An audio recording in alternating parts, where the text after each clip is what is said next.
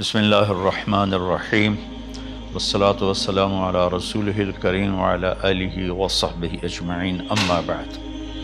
میرے محترم بھائیوں، بہنوں، بچوں، بچیوں، عزیزوں، جاننے والے، نہ جاننے والے، السلام علیکم ورحمۃ اللہ وبرکاتہ۔ کچھ دنوں سے میں قرآن سے اللہ کی پسندیدہ ہستیاں کون ہیں، کہ اللہ کس کو پسند کرتا ہے، ولی دوست کو کہتے ہیں۔ تو اللہ کا دوست کون ہے؟ وہ یہ کوئی وراثتی چیز نہیں ہے کہ ایک بڑے اولیاء اللہ تھے تو اب ان کا بیٹا بھی انہی جیسا ہوگا۔ ہمارے یہاں وراثت چلتی ہے کہ بڑے بزرگ کا بیٹا بھی بزرگ بن جاتا ہے، چاہے وہ کلین شیو ہو، وہ لوگ اس کے پاؤں چوم رہے ہوتے ہیں، جہالت ہے۔ تو آج میں تھوڑا سا سورہ بنی اسرائیل ہے، اس میں بھی سارے اخلاق بیان ہوئے۔ میرے بھائی بہنوں، ایمان لانے کے بعد انسان بنتا ہے، اور اس کے بعد اس کی قیمت، اس کا بڑا پن، اس کی وجاہت، اس کی شرافت وہ پیسوں سے نہیں ہوتی۔ پیسوں سے انسان مالدار تو ہو جاتا ہے، بڑا نہیں بنتا، بڑا نہیں بنتا۔ ہمارا علم غلط ہو گیا۔ بڑا بڑا بندہ جے بولدیاں 3 ملن یہ 200 مربن، یہ نوابہ فلانا ہے، نوابہ فلانا ہے۔ میرے بھائیو، یہ بالکل غلط علم ہے۔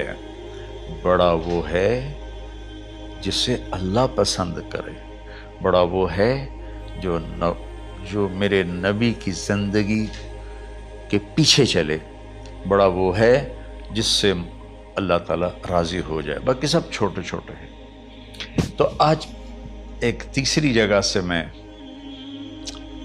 کچھ باتیں قرآن سے عرض کروں گا جن کا تعلق ہمارے ایمان سے بھی ہے، اخلاق سے بھی ہے۔ وہ ہے بسم اللہ الرحمن الرحیم، وَقَضَىٰ رَبُّكَ أَلَّا تَعْبُدُوا إِلَّا إِيَّاهُ بِالْوَالِدَيْنِ إِحْسَانًا إِمَّا يَبْلُغَنَّ عِندَكَ الْكِبَرَ أَحَدُهُمَا أَوْ كِلَاهُمَا فَلَا تَقُل لَّهُمَا أُفٍّ وَلَا تَنْهَرْهُمَا وَقُل لَّهُمَا قَوْلًا كَرِيمًا وَاخْفِضْ لَهُمَا جَنَاحَ الذُّلِّ مِنَ الرَّحْمَةِ وَقُل رَّبِّ ارْحَمْهُمَا كَمَا رَبَّيَانِي صَغِيرًا۔ یہ بہت بڑا مضمون ہے۔ اللہ نے قرآن بھر دیا والدین کے خدمت کے لیے، والدین کی اطاعت کے لیے، والدین کی ماننے کے لیے۔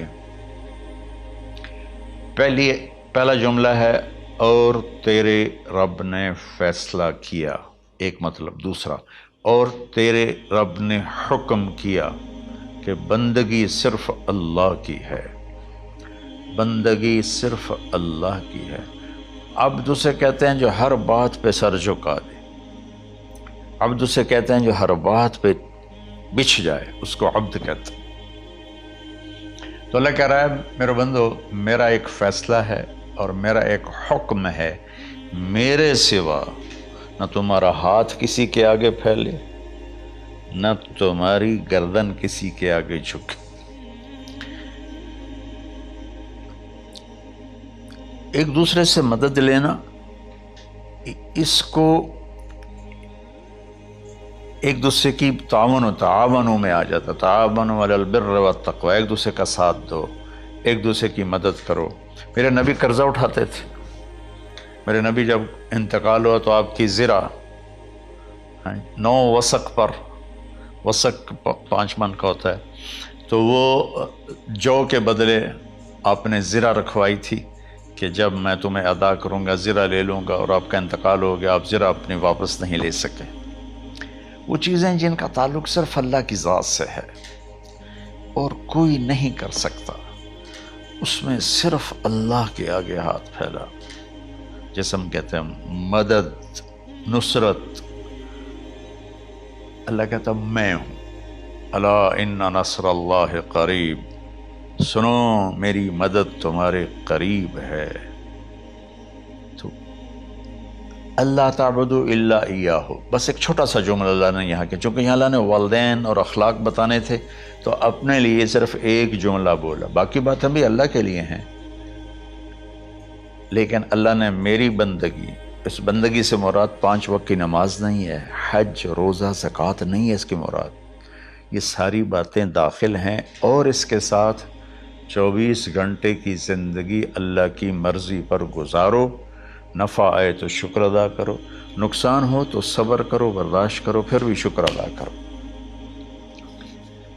کہ میرا رب یہ کہہ رہا ہے کہ میں نے صرف اللہ سے تعلق جوڑنا ہے۔ اللہ کے نبی نے اپنے چچا زاد بھائی عبداللہ بن عباس سے فرمایا کہ یا غلام،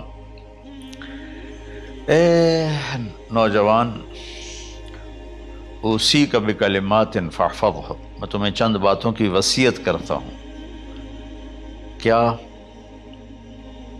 احفظ اللہ، احفظ اللہ یحفظک اللہ، یحفظک اللہ، اللہ کے اوامر کی حفاظت کر، اللہ تیری حفاظت کرے گا۔ احفظ اللہ تجدہ تجاہک، تو اللہ کے اوامر، اسلام، حلال حرام کی پہچان کر کے زندگی گزار تو اللہ کو ہر وقت تو اپنی مدد کے لیے تیار پائے گا۔ اور لمبی حدیث ہے، عشاء کی نماز کا وقت ہو رہا ہے، اس میں وہ جملہ جو اس میرے مضمون سے متعلق ہے، وَإِذَا سَأَلْتَ فَاسْأَلِ اللَّهِ، جب بھی مانگو اللہ سے مانگو، جب بھی مانگو اللہ سے مانگو، اللہ کے سوا کوئی دینے والا نہیں ہے، صرف اللہ ہے دینے کے لیے۔ وَإِذَا اسْتَعَنْتَ فَاسْتَعِنْ بِاللَّهِ، اور جب مدد کے لیے ہاتھ اٹھاؤ تو صرف اللہ کو پکارو، جب ضرورت حاجت کے لیے، مدد کے لیے ہاتھ اٹھاؤ تو اپنے اللہ کو پکارو۔ تو یہ حدیث کی بات بھی ہے اور یہ قرآن کی بات بھی ہے۔ اس کے بعد آگے اللہ کہتا ہے وَبِالْوَالِدَيْنِ إِحْسَانًا، اور اپنے والدین کے ساتھ احسان کرو۔ احسان کا کیا مطلب ہے؟ اللہ آگے اسی کی تشریح کر رہا ہے۔ ویسے احسان کا مطلب عربی میں ہوتا ہے، یہ جو ہمارا اردو کا احسان ہے، میں تیرے تو احسان کیتا تو ہوں میں نالے کی کر رہے ہیں، یہ بھی مطلب ہے، لیکن احسان کا اصل مطلب ہوتا ہے، احسان حسن سے ہے، حسن، حسن سے الف، 2 الف ملے اور احسان بن گیا۔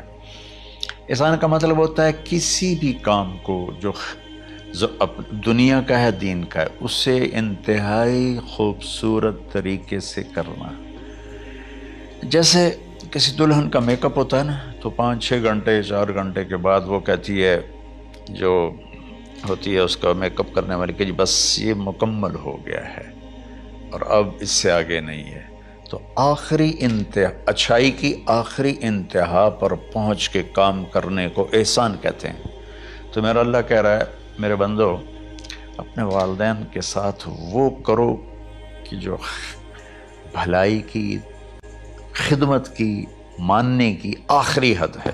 سبحان اللہ۔ وبالوالدین احسان، بالوالدین پہلے ہے، احسان بعد میں ہے۔ اللہ تعالیٰ نے باقی سب کو پیچھے کر کے فرمایا کہ دیکھو خاص طور پہ ماں باپ کے ساتھ وہ رویہ کرو کہ ان کے دل سے دعائیں نکلیں۔ چند دن پہلے ایک والد یوں ہاتھ اٹھا کے کہہ رہا تھا اپنے بیٹے، اکلوتا بیٹا، میں منگنا اللہ کو لو، اللہ تینوں چاہ لگے۔ باپ بیٹے کے لیے یہ دعا مانگ رہا تھا اور بیٹا اکیلا ہے، یہ بد دعا باپ کر رہا تھا۔ تو بھائیو، ایسی اولاد نہ بنو جس ماں نے پیٹ میں 9 مہینے اٹھایا، پھر جننے کی تکلیف برداشت کی۔ ایک شخص آیا حضرت عبید بن عمیر کے پاس کہ حضرت میں نے ماں کو اپنے کندھے پہ بٹھا کے پیدل حج کرایا ہے، مینا لے گیا، عرفات لے گیا، مزدلفہ، پھر مینا، پھر مکہ، تو کیا میں نے ماں کا حق ادا کر دیا؟ میں نے فرمایا ولا تلقۃ واحدہ، بیٹا ابھی ایک تلقہ کا حق بھی ادا نہیں ہو۔ تلقہ کسے کہتے ہیں؟ جب بچہ پیدا ہونے کا وقت آتا ہے تو ماں کو دردوں کی لہریں اٹھتی ہیں، وہ اتنی خوفناک ہوتی ہیں کہ ماں چیخ چیخ کے رہ جاتی ہے، اور بعض اوقات ڈیلیوری لیٹ ہو جاتی ہے تو وہ تڑپتی ہے، روتی ہے۔ وہ جو لہریں ہیں نا، پیٹ میں آتی ہیں جاتی ہیں، آتی ہیں جاتی ہیں، ایک لہر جو درد کی اٹھتی ہے اس کو کہتے ہیں طلقہ۔ میں قربان جاؤں، انہوں نے فرمایا بیٹا ابھی تیری ماں نے جو تجھے جنا تھا اس وقت جو تجھے درد، وہ تیری ماں نے درد کی لہریں برداشت کی تھیں، اس میں سے ایک لہر کا بھی حق ادا نہیں ہوا، یعنی کہ حق ادا ہو ہی نہیں سکتا۔ یہ مطلب کہ حق ادا ہو ہی نہیں سکتا، کہ بیٹا ابھی ایک کا بھی نہیں۔ پھر حضرت عبداللہ بن عمر سے ایک شخص نے پوچھا کہ اچھا یہ جو آدمی تھا یہ خراسان، یہ ایران میں ہے اور افغانستان میں، یہاں سے ماں کو پیدل کندھے پہ بٹھا کے مکے پہنچا تھا، اندازہ لگا اس نے کتنی مشقت اٹھائی۔ اور عبید اللہ بن عمر کہتے ہیں بیٹا ابھی ایک لہر کا حق ادا نہیں ہوا۔ یہی سوال حضرت عبداللہ بن عمر سے کیا ایک شخص نے کہ حضرت میں نے اپنی ماں کو حج کرایا ہے، سارا میں نے پیدل کرایا ہے اور کندھے پہ اٹھا کے کرایا ہے، تو کیا میں نے ماں کا حق ادا کر دیا؟ وَلَا زَفْرَةً وَاحِدًا وَلَا زَفْرَةً وَاحِدًا۔ کہ بیٹا تیری ماں نے تجھے پالتے ہوئے جو تھک تھک کے لمبے لمبے سانس لیے، ہوکے بھرے، ابھی ایک ہوکے کا حق بھی ادا نہیں ہوا، یعنی حق ادا ہو ہی نہیں سکتا۔ تو احسان کے آگے تشریح آ رہی ہے۔ تو آج میں صرف اتنی بات کروں گا کہ میرے بھائیوں، میری بہنوں، میرے بچوں، میری بچیوں، اللہ کے واسطے ماں باپ کو دکھ نہ دینا، ورنہ اللہ بھی ناراض ہو جائے گا۔ چند دن پہلے ایک بچہ بچی میرے پاس آئے، دونوں میڈیکل اسٹوڈنٹ تھے، کہیں کہ ہم شادی کرنا چاہتے ہیں۔ تو بچی نے کہا جی میرے والدین ناراض ہیں، وہ نہیں، اس رشتے پر راضی نہیں ہیں۔ تو میرے باپ کہتے ہیں اگر تو نے یہاں رشتہ کیا تو تیری میری ایک درمیان ایک خط آئے، کھچ جائے گا خلیج، ہم اس پار نہیں آئیں گے تو اس پار نہیں آئے گی۔ میں نے کہا بیٹی جس ماں نے تجھے 9 مہینے پیٹ میں پالا، 2 سال تجھے دودھ پلایا، تیری پوٹیاں پیشاب صاف کیا، تجھے پیمپر باندھے، تجھے اٹھ اٹھ کے راتوں کو اپنی چھاتی سے دودھ پلایا، کیا اب اس کا اتنا بھی حق نہیں کہ تم اس کی رائے کا احترام کرو؟ اتنا بھی حق نہیں ہے؟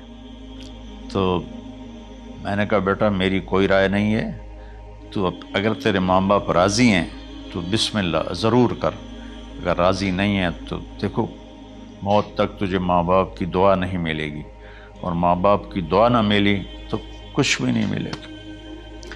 تو بھائیو دوستو، خاص طور پر آج کے کالج کے نوجوان بچے بچیاں یہ ماں باپ کے ساتھ بہت بدتمیزی کرتے ہیں، چونکہ اس میں والدین کا پہلا قصور ہے کہ انہوں نے ان کو دین نہیں سکھایا۔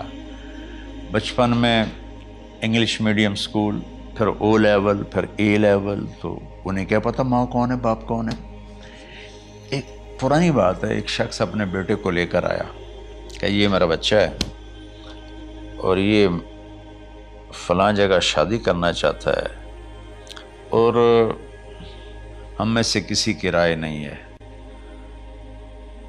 اور یہ مانتا نہیں ہے، اور اس کے ساتھ اس نے نا دھاڑے مار کے رونا شروع کیا۔ تو میں نے بچے کو دیکھا تو یوں کر کے بیٹھا تھا، اس کا باپ رو رہا ہے، ہچ کیوں تو ایسے بیٹھا ہو۔ تو مجھے اچانک خیال آیا، میں نے کہا شیخ صاحب اس کو کہاں پڑھایا تھا؟ کہا جی امریکن اسکول۔ اس کے بعد آسٹریلیا بھیجا تھا مزید تعلیم کے لیے۔ ان کے شیخ صاحب اس بچے کا کوئی قصور نہیں، آپ کا قصور ہے، اس کو تو پتہ ہی نہیں میری ماں کیا ہے، میرا باپ کیا ہے۔ ایک ہماری تہذیب تھی وہ ختم ہو گئی ہے، اس میں علم نہیں بھی تھا تو ماں باپ کا۔ میں نے اپنی آنکھوں سے دیکھا، میں نے اپنے دادا کو دیکھا لیکن مجھے یاد نہیں، لیکن جو میرے دادا کے چھوٹے بھائی تھے ان کو میں سنبھلتا ہوں، ان کو میں نے دیکھا ہے، 3ری 4تھی جماعت تک میں تھا۔ 61 میں ان کا انتقال ہوا، میری 9 سال عمر تھی، تو 8 سال۔ ان کے بیٹے جوان تھے، اور ڈیرے میں جب وہ بیٹھتے تھے تو ان کے بچے ان کے سامنے نہیں بیٹھتے تھے، ان کی پیٹھ کے پیچھے بیٹھتے تھے۔ اتنا ادب، حالانکہ چاروں کے چاروں دین نہیں جانتے تھے، تہذیب تھی، ثقافت تھی، جو آج کی تہذیب نے ہم سے سب کچھ چھین لیا۔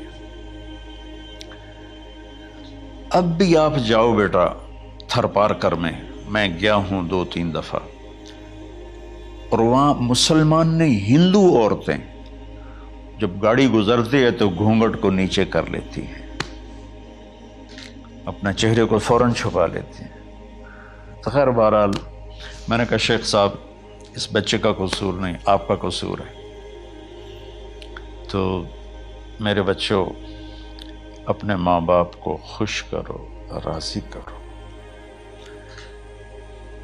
ان کا راضی ہونا اللہ کی رضا ہے۔